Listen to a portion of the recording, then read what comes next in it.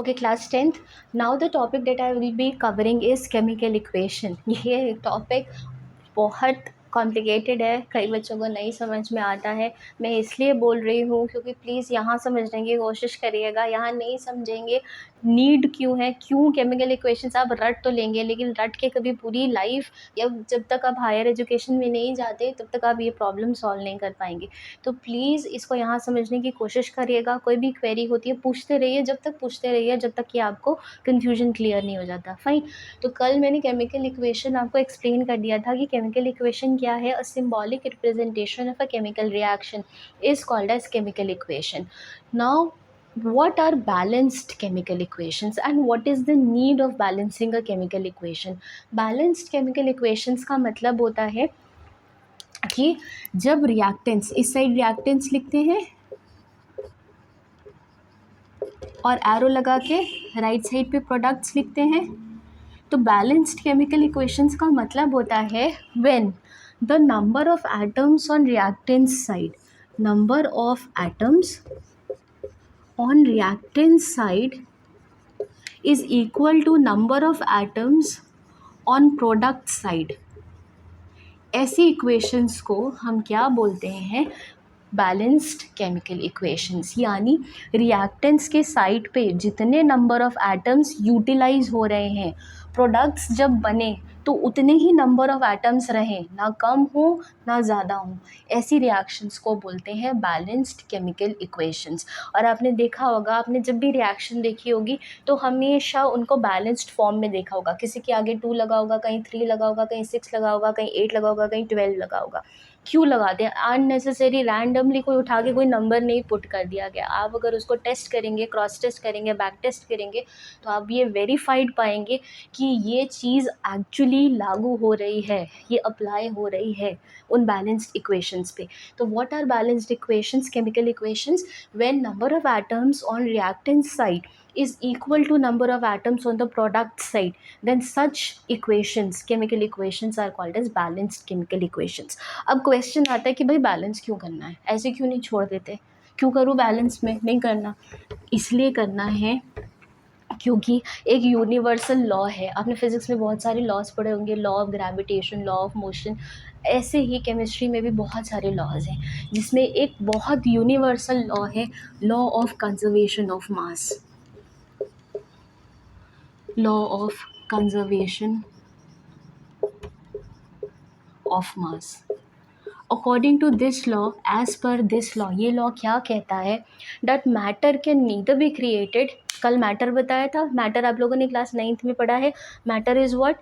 anything which occupies space and has mass and it exists in 3 states: solids, liquids and gases. ये law बोलता है that matter can neither be created nor it can be destroyed.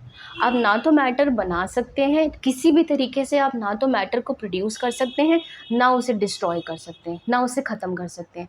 It can only be change from one state to another, यानी आप खाली उसका state change कर सकते हैं। उसे सॉलिड से लिक्विड बना सकते हैं, लिक्विड से गैस बना सकते हैं, गैस से प्लाज्मा स्टेट में कन्वर्ट कर सकते हैं। बोस आइंस्टाइन कॉन्डेंसेट है जो आगे और 2 स्टेट्स आई हैं, आप कन्वर्ट कर सकते हैं। लेकिन आप मैटर को ना तो बना सकते हैं, ऐसी पॉसिबिलिटी है, ना आप उसे डिस्ट्रॉय कर सकते हैं। अगर ये लॉ वेरीफाइड है, अगर ये लॉ एक्चुअली प्रूव्ड है, तो इसका मतलब है कि जब रिएक्शंस हो रहे हैं, मैटर रिएक्ट कर रहा है, तो ना तो वो कम होगा ना तो ज़्यादा होगा। यानी डिस्ट्रॉय मतलब ना तो उसका नंबर कम होना चाहिए, क्रिएट मतलब ना तो उसका नंबर ज़्यादा होना चाहिए। वो जिस स्टेट में, जिस एक्चुअल नंबर से आपने वो रिएक्शन शुरू की थी, उसी एक्चुअल नंबर से वो रिएक्शन ख़त्म होनी चाहिए। इस लॉ को प्रूफ करने के लिए ही, इस लॉ को मेंटेन करने के लिए ही हम केमिकल इक्वेशंस बैलेंस करते हैं। अगर हम केमिकल इक्वेशंस बैलेंस्ड फॉर्म में नहीं लिखेंगे तो law of conservation of mass prove नहीं होगा, वेरीफाई नहीं होगा। फाइन। तो इस लॉ को मेंटेन करने के लिए हम क्या करते हैं? इक्वेशंस को हमेशा बैलेंस्ड फॉर्म में लिखते हैं। फाइन, समझ में आ गया? इसीलिए बोलते हैं कि साइंस में कोई भी चीज़ रैंडम नहीं है, हर चीज़ कॉन्सेप्ट बेस्ड है। कोई कॉन्सेप्ट है, उसी की वजह से इक्वेशन बैलेंस हो रही है, वरना ऐसे नंबर्स उठा के नहीं लगाए जा रहे हैं। फाइन। तो ये लॉ बोलता है कि जो नंबर ऑफ एटम्स है रिएक्टेंट साइड पे, they should always be equal to the number of atoms on the product side. समझ में आया? तभी तो ये लॉ वेरीफाई होगा ना, क्योंकि नंबर ऑफ एटम्स अगर इस तरफ 4 थे मान लो, और प्रोडक्ट बनते बनते अगर वो 6 हो गए तो गलत हो गया ना लॉ। अगर इधर 4 थे तो जब प्रोडक्ट बना तो उधर भी 4 ही होने चाहिए, अगर इधर 6 थे तो जब प्रोडक्ट बना तो उधर भी 6 ही होने चाहिए। और इंडिविजुअल एटम, हर एक एटम, जैसे कॉपर, अगर मैं बोल रही हूँ कॉपर अगर रिएक्ट कर रहा है और अगर यहाँ पे उसके 2 एटम्स थे, तो अगर प्रोडक्ट में कॉपर आया है तो वहाँ पे भी उसके 2 ही एटम्स होने चाहिए, तभी law of conservation of mass verify होगा। ठीक है, अब मैं एक एग्जाम्पल लेके बताती हूँ।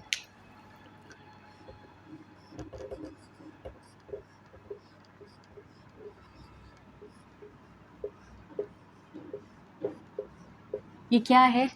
Nitrogen, it is reacting with hydrogen to form what is this called? This is called as ammonia. इसको अमोनिया बोलते हैं। ठीक है, ये हेबर्स प्रोसेस है। ये जो प्रोसेस है इसे हेबर्स प्रोसेस बोलते हैं।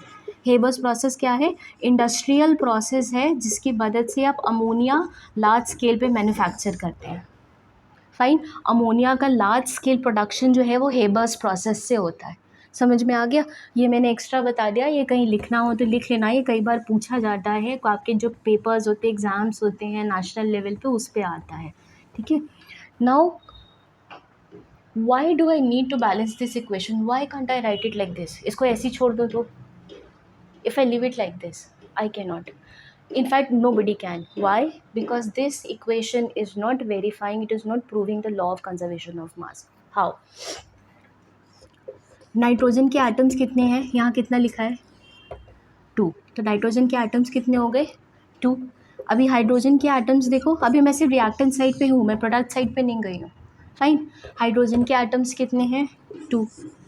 Fine, now come to the product side. Nitrogen के एटम्स कितने हैं? 1। एक ही दिख रहा है, कुछ नहीं लिखा है। अगर कुछ नहीं लिखा है, कोई नंबर इंडिकेटेड नहीं है, तो इसका मतलब है वहाँ पे क्या है? 1। 1 रिप्रेजेंट नहीं किया जाता। You don't need to write 1 in a chemical reaction और अ केमिकल इक्वेशन। ठीक है, हाइड्रोजन के कितने एटम्स हैं? 3 लिखा हुआ है, 3। Now are the number of atoms on reactant side and product side same? Are they same? No. Nitrogen यहाँ पे कितना है? 2।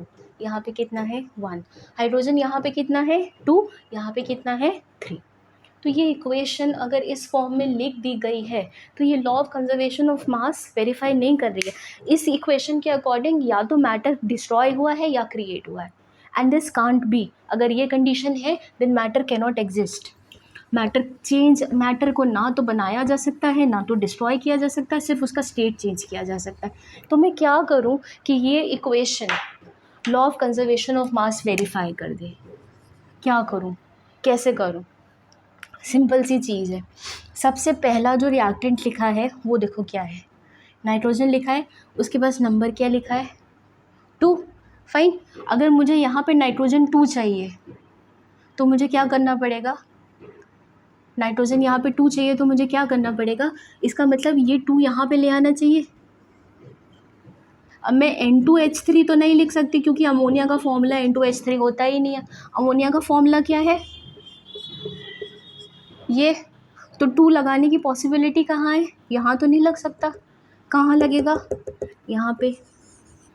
ठीक है, 2 लगा दिया। वो 2 इसलिए लगाया क्योंकि यहाँ 2 था। लगा के देखते जाओ, कभी ना कभी तो कहीं ना कहीं तो बैलेंस होएगी। कोई इक्वेशन बैलेंस अनबैलेंस रह ही नहीं सकती। फाइन, समझ में आ गया? यहाँ 2 क्यों नहीं लगाया? क्योंकि यहाँ 2 लगाने से अमोनिया का फॉर्मूला ही चेंज हो जाएगा। अमोनिया का फॉर्मूला क्या होता है? NH3। वहाँ छेड़छाड़ नहीं कर सकते। You can not do any kind of rectification here. Fine, अब आपने यहाँ 2 लगा दिया, उससे फ़ायदा क्या हुआ? चलो फिर से अब यहाँ 2 लगा के देखो फ़ायदा क्या हुआ? N2H2। ठीक है, अभी इधर N कितना हो गया? 2। और H कितना हो गया? H कितना हुआ? यहाँ पे ऑलरेडी 3 था, हाइड्रोजन 3 था। यहाँ 2 लगाने का मतलब है कि ये दोनों मल्टीप्लाई हो जाएंगे, they will get multiplied. Fine, तो कितने आइटम्स हो गए हाइड्रोजन के? 2 × 3। 2 × 3 कितना हुआ? 6। ठीक है, तो अभी हुआ क्या, एक चीज़ तो बैलेंस हो गई। क्या चीज़ बैलेंस हो गई? नाइट्रोजन बैलेंस हो गया, यहाँ 2 हो गया, यहाँ भी 2 हो गया। अब कौन सी चीज़ अनबैलेंस्ड हो गई? हाइड्रोजन। यहाँ 2 हो रहा है, यहाँ 6 हो रहा है। तो अब यहाँ तो हम कुछ नहीं कर सकते, यहाँ ऑलरेडी हम कर चुके हैं। ध्यान से सोच के देखो, अगर इस साइड आओ, प्रॉब्लम कहाँ हो रही है? अब प्रॉब्लम पकड़ो, प्रॉब्लम कहाँ हो रही है? हाइड्रोजन में। नाइट्रोजन का प्रॉब्लम सॉल्व हो गया, दोनों तरफ 2-2 हो गए। अब प्रॉब्लम हो रही है यहाँ, एक तरफ 2 है, एक तरफ 6 है। ठीक है, इधर आओ, यहाँ पे ऐसा क्या लगाओ कि ये 6 हो जाए? ऐसा क्या लगा सकते हैं यहाँ पे जिसको मल्टीप्लाई करके ये 6 हो जाए? हो गया? अभी क्या हुआ? नाइट्रोजन कितना हुआ? 2। हाइड्रोजन कितना हुआ? 3 इंटू 2 6। इधर आओ, नाइट्रोजन कितना हुआ? 2 और हाइड्रोजन कितना हुआ? 2 इंटू 3। बैलेंस हो गई? Fine. Is this equation balanced now? समझ में आ गया? इसी तरीके से, इसी प्रोसेस से इक्वेशंस बैलेंस की जाती हैं और बैलेंस करके लिखना ज़रूरी है, क्योंकि अगर आपने बैलेंस करके नहीं लिखी हैं तो इक्वेशंस कभी भी law of conservation of mass verify नहीं करेंगी। फाइन। एक चीज़ और समझने की कोशिश करना, अगर A2 लिखा है, एग्जाम्पल बता रही हूँ, तो ये 2 सिर्फ A के लिए है, मतलब ये सिर्फ 2 एटम्स किसके हैं? A के। फाइन। अब सपोज़ करो यहाँ AB लिखा है, ये प्रोडक्ट है। अगर मैं यहाँ 2 लगाती हूँ, यहाँ लगा है बिफोर AB, फाइन, तो इसका मतलब है ये 2 A के लिए भी है और ये 2 B के लिए भी है। समझ में आ गया? लेकिन अगर सिर्फ यहाँ पे, ये इसको क्या बोलते हैं? This is called a subscript. ये सबस्क्रिप्ट है, ये सुपरस्क्रिप्ट है। ये सुपरस्क्रिप्ट होती है जब आप स्क्वायर लगाते हैं, क्यूब लगाते हैं। जैसे ब्रैकेट में 2 लिखा है, क्यूब लिखा है, तो ये सुपरस्क्रिप्ट है। ये सबस्क्रिप्ट्स हैं जो नीचे लिखी जाती हैं। समझ में आ गया? ये 2 का मतलब है कि सिर्फ A के कितने एटम्स हैं? 2, और ये 2 सिर्फ A के लिए है। लेकिन अगर मैं यहाँ पे 2 लगा रही हूँ तो इसका मतलब है कि ये 2 A के लिए भी है और ये 2 B के लिए भी है। और यहाँ पे ऑलरेडी 3 था, हाइड्रोजन के ऑलरेडी कितने एटम्स थे यहाँ पे? 3। ये 2 लगाने से की वजह से हाइड्रोजन भी इस 2 की कैटेगरी में आ गया। ये मैथ्स है, सिंपल, समझने की कोशिश करना। अगर ब्रैकेट के बाहर कोई नंबर लगा है तो वो दोनों के लिए लगा होगा। समझ में आ गया? तो जब ब्रैकेट के बाहर कोई नंबर है तो मल्टीप्लिकेशन होगा, तो H जब 3 को 2 से मल्टीप्लाई करोगे तो क्या आ जाएगा? 6। समझ में आ गया? I hope this much is clear. ये एग्जाम्पल सिर्फ एक है, ऐसे कई एग्जाम्पल्स हैं बैलेंसिंग ऑफ केमिकल इक्वेशन के। अभी मैं आपको एक वीडियो दूंगी जिसमें मैं आपको 3-4 एग्जाम्पल्स, अनसॉल्व्ड एग्जाम्पल्स दूंगी। प्लीज़ ट्राई करके देखिए कि क्या आपसे वो इक्वेशंस बैलेंस हो रही हैं। I hope I made my point clear. कुछ चीज़ें मैंने एक्स्ट्रा बताई हैं जो आपकी बुक्स में नहीं है। कोई प्रॉब्लम होती है समझने में, प्लीज़ पूछिए, मैं फिर से समझा दूंगी। लेकिन इस कॉन्सेप्ट को, इस चीज़ को स्किप मत कीजिएगा। Please try and understand it. Okay, thanks.